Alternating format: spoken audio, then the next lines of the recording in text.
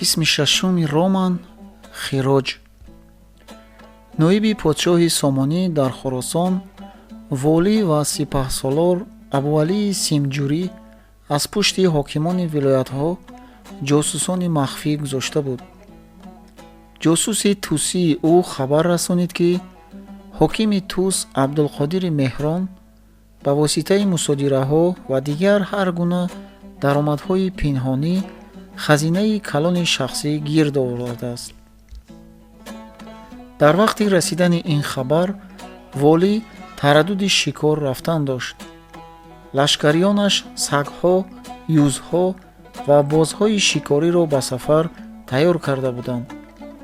سپهسالار به جاسوس پنهان داشتن این خبر را فرموده به حاکم فرمان فرستاد که به نخچیرگاهی نزدیک شهر سرخس به نزد او بیاید.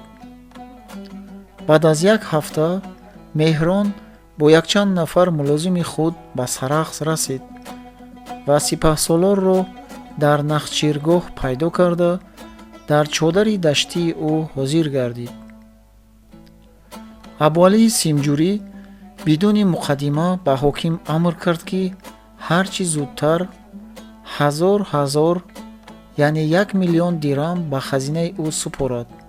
زیرا گفت او جنگ کلان در پیش است. برای آراستن لشکر، تأمین معاش سپاهیان و تهیه اسباب جنگ سیم و زر بسیار در کار است. فرمان میبرم. اما مهران تعظیم کرد. سخنش بریده شد. چی اما؟ عتاب‌آمیز پرسید ابوعلی.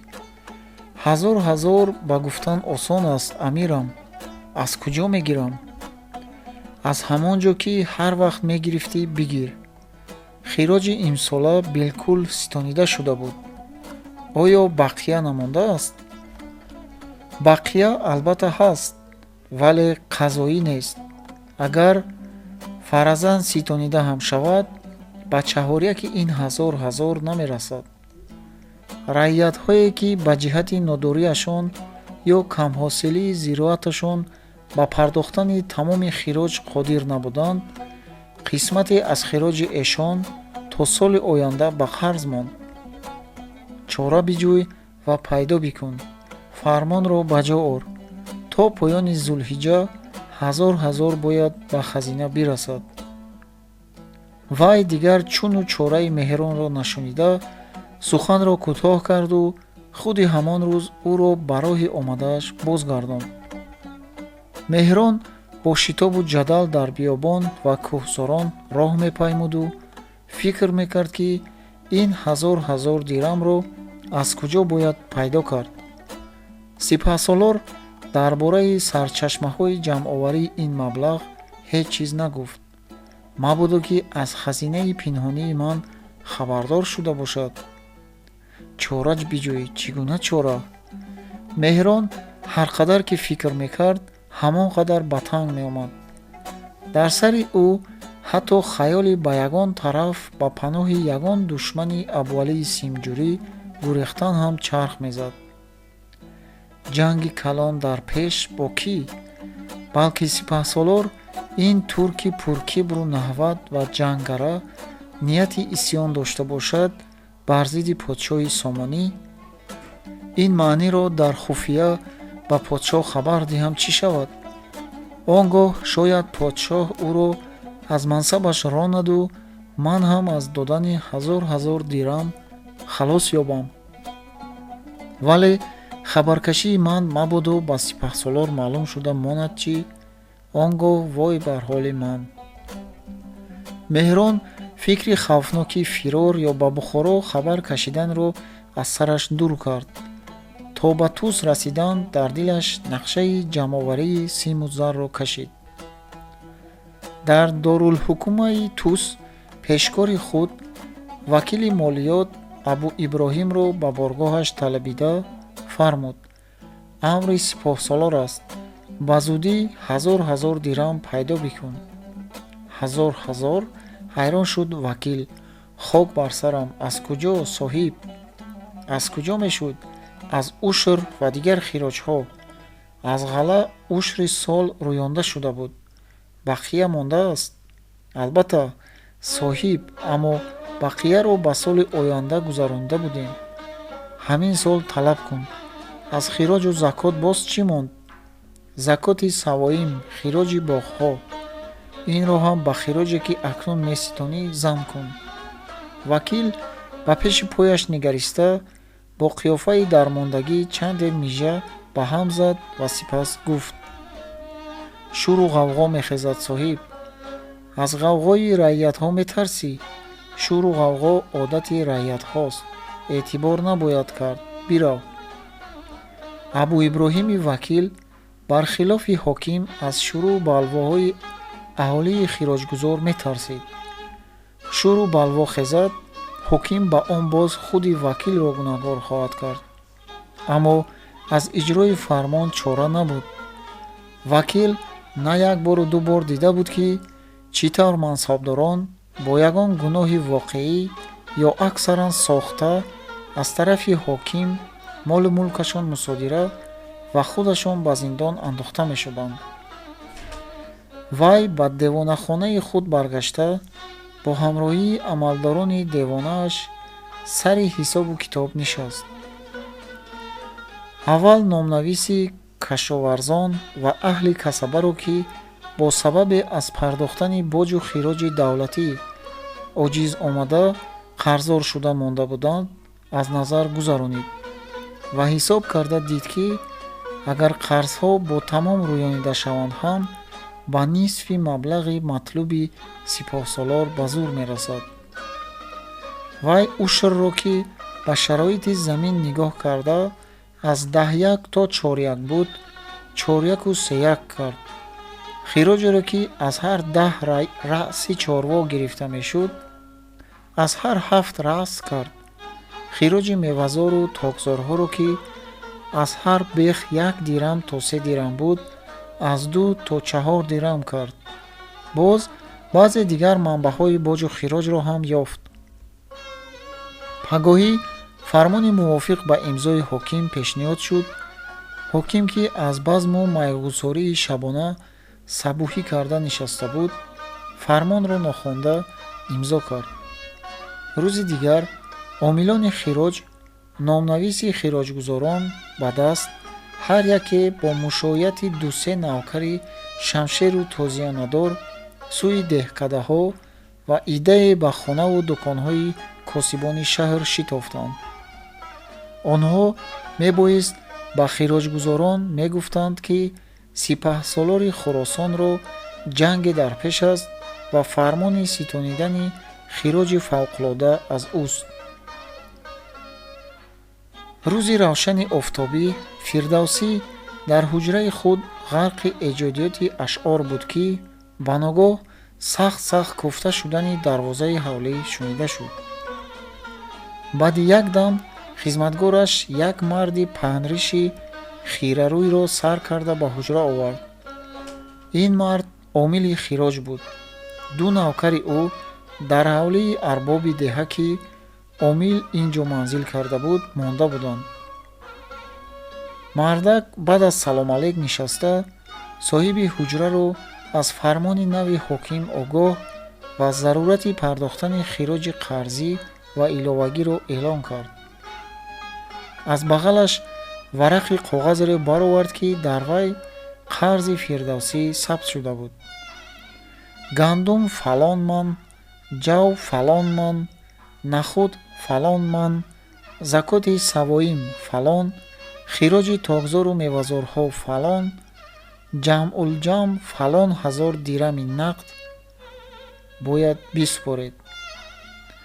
бигузор хоҷаи киромӣ ҷасорати омилро маъзур доранд ки ӯ як нафар мулозими девон асту бас ва аз фармонбардории соҳиби девон чора надорад.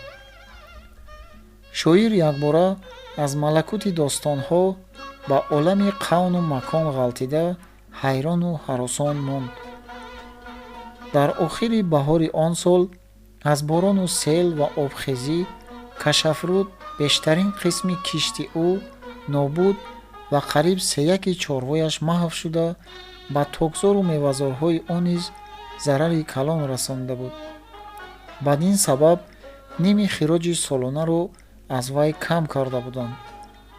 Чун ғалаи ба даст омада то ҳосили нав барои зиндагонии хонаводаи ӯ камӣ мекард, ӯ дар фикри он буд, ки аз бақияи чорво як қисмашро фурӯхта ба пули он ғала харад.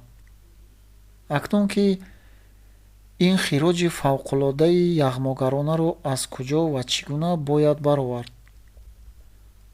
Шоир дар парешонҳолӣ афтода аз кор боз монд.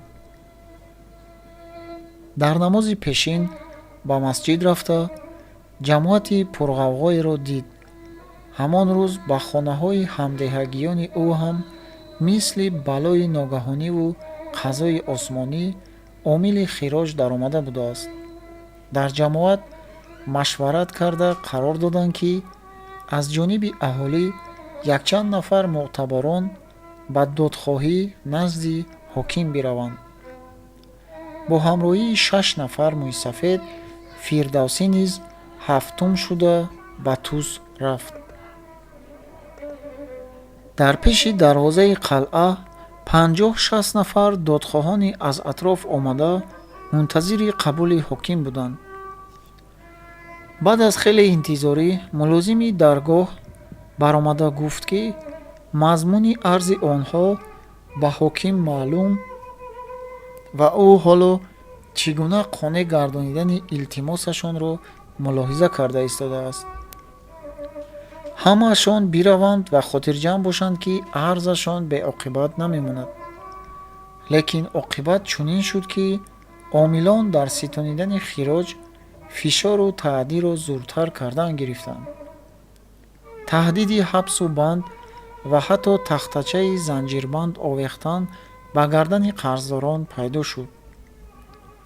дар хонаи шоир Фотима фурӯши зеварҳои худаш ёдгории айёми ҷавониву арӯсиашро таклиф кард. шоир розӣ нашуд. фақат ду илоҷ монда буд: замин фурӯхтан ё ба гарави замин аз судхӯрон қарз бардоштан. судхӯрон, ки ба ҳамин гуна аҳвол ғалтидани мардумро аз худо металабиданд, бо суди 3% то 5% қарз медоданд. баъзе хироҷгузорон аз ночорӣ ба қарз бардоштан аз судхӯрон розӣ ва баъзе ба фурӯши замину боғу роғи худ маҷбур шуда буданд. Фирдавсӣ бошад, аз афтодани ба чанги судхӯрон метарсид. дар хона зани гирёнашро тасаллӣ дода мегуфт: азизам, меҳрубонам, ман намегӯям, ки ҳеҷ ғам махӯр, зеро ин ҷаҳон ғамхона аст, аз вай берун шудан наметавон. ман мегӯям, сахт ғам махӯр ва ба дилат гаронӣ маёр, мегузарад. ҳар як бори одамӣ оқибат аз дӯш меафтад. дар поёни такоббуи чораҷӯиҳо вай донист, ки ғайр аз фурӯши замин чора нест. 5-6 ҷариб замини корамашро қитъа қитъа аз ҳар ҷо ба фурӯш монд. аз худи бош ва 2-3 деҳаи ҳамсоя харидорон баромаданд. аммо чун заминҳо чандон ҳосилхез набуданд, баҳои як ҷариб аз 400 дирам боло нарафт. фурӯшгор бошад, умеди 500 дирамӣ дошт. вай рӯзҳо дар ҷустуҷӯи харидорони нав овора мебуд. шабҳо ба назми достон менишасту бо хотири мушавваш байде чанд менавишт. аммо саҳар он байдҳо ба назараш суст менамуданд. вай бо нияти ин ки шаби оянда суханони беҳтару рангинтаре хоҳад ёфт, бархоста аз нав ба ҷустуҷӯи харидорони замин мешитофт. аммо харидорони нав ҳам баҳои матлубро намедониданд. ягона роҳи дар пеш монда роҳи хонаи судхӯр буд. савор шуда роҳи шаҳрро пеш гирифт. дар навқон ба тавассути ошноёнаш алиназари сарроф номеро ки бо судӣ на он қадар зиёд ба муҳтоҷон қарз медодааст ёфта, ӯро ба гарави якчанд ҷариб замин ба додани қарз розӣ кард. Судхӯр мебоист ба бож омада қитъаҳои замини гаравиро андоза гирифта, сониян ҳамроҳи шоир пеши қозӣ рафта, бо муҳри вай аз забони толибӣ қарз васиқаи расмӣ мегирифт. сарроф ба зудӣ наомад. Фирдавсӣ якчанд рӯзе ки мунтазири омадани вай буд, як сатр ҳам навишта натавонист. дар бораи худсарӣ ва бедудии ҳокимон фикр мекард.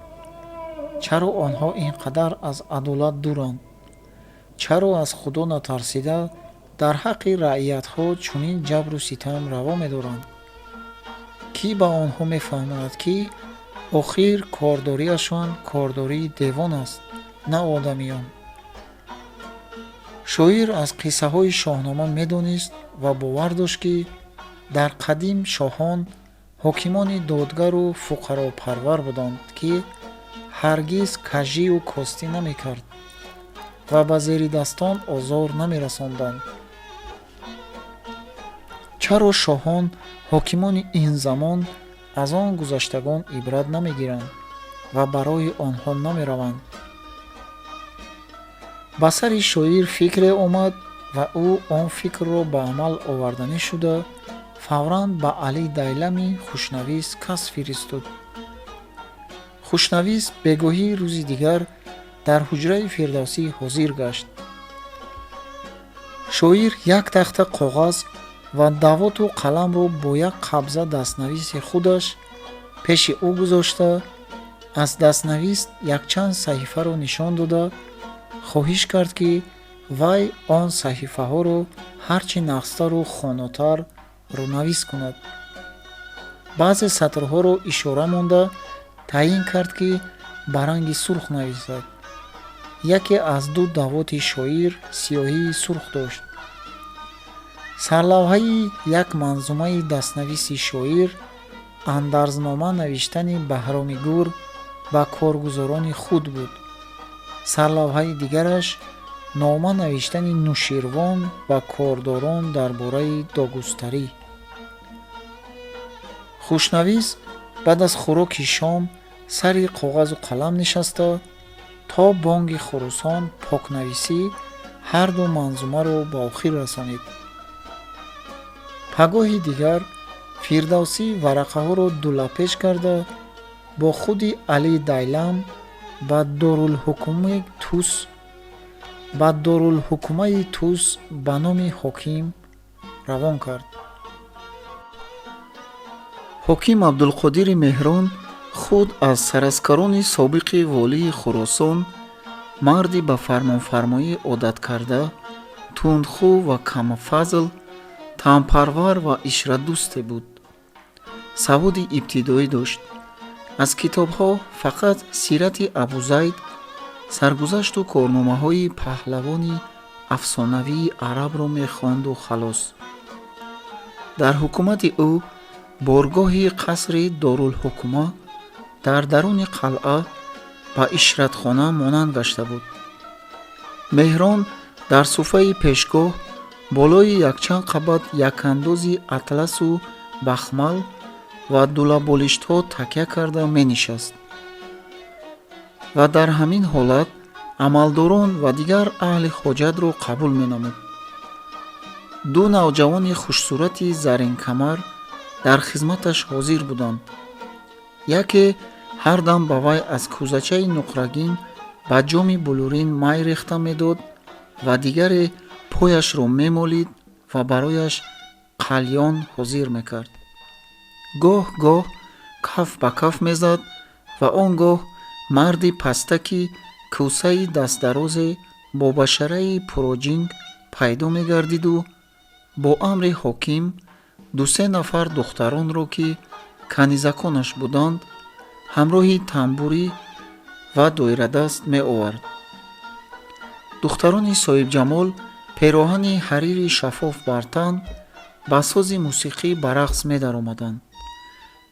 ё ки созандаву сарояндагон даромада бо суруду нағмаашон табби ҳокимро чоқ мекарданд.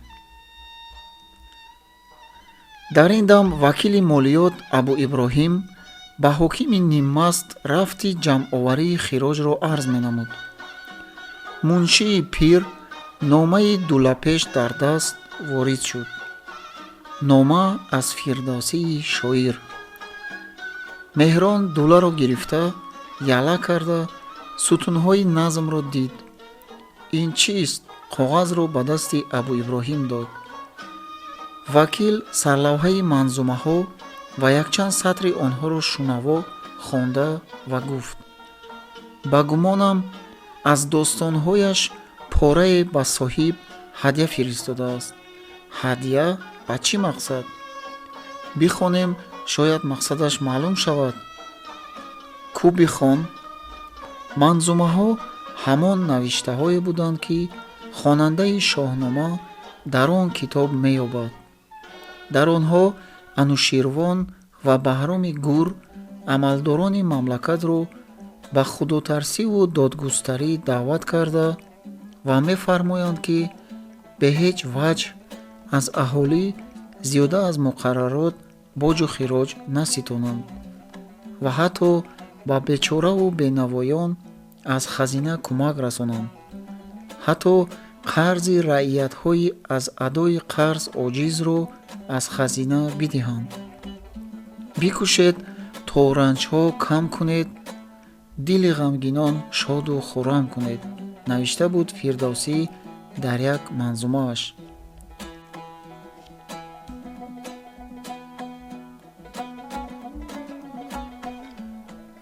абу иброҳим ба хондан сар кард. хондаравон дар сатрҳои сурх таъмуле мекарду онҳоро ба меҳрон нишон медод. он сатрҳо байтҳое буданд, ки шоир мехост махсусан ба онҳо диққати ҳокимро ҷалб намояд. чаро сурх навишта шудааст? пурсид меҳрон. ба гумон мехостааст, ки ҳоким соҳиб ин байтҳоро азёд бикунанд. бо истеҳзои ниҳонӣ ҷавоб дод вакил, ки аксар вақт дар дилаш ба бефазливу камфаросатии ҳоким механдид. ӯ худ аслан аз хироҷи фавқулода норозӣ буд. вале меҳрон ба истеҳзои ӯ пай набурда боз пурсид: азёд кардан чӣ лозим будааст? ман чӣ донам, соҳиб? худро ба гулӣ зад вакил ва изофа кард: ҳамин қадараш маълум аст, ки дар ин байтҳо панде ҳаст. чӣ вай мехоҳад моро панд омӯзад?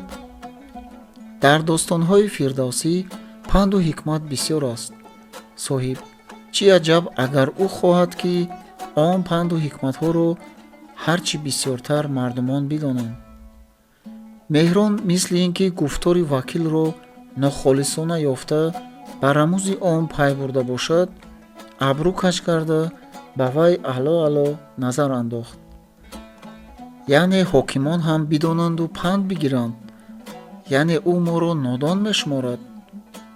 соҳиб ба доноӣ ва хиратмандӣ дар шумори фаридони рӯзгоранд ва ба ақидаи банда фиристодани Фирдавсӣ ин манзумаро ба шумо на аз он сабаб будааст, ки вай ҳоким соҳибро нодон мепиндошта бошад. хушомади чоплусона монанди ҳамеша ба ҳоким форид. вай бо лаҳни нармтар гуфт: дар бораи ин шоир чизҳо шунидаем. ту ҳам албатта шунидаӣ.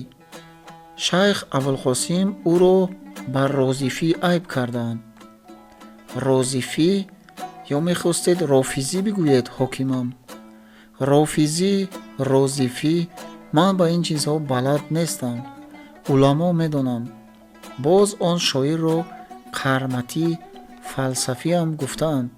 маънии ин чист? бидъат аст, соҳиб, хилофи дини ислом, аммо Фирдавсӣ аз бидъаткорон нест.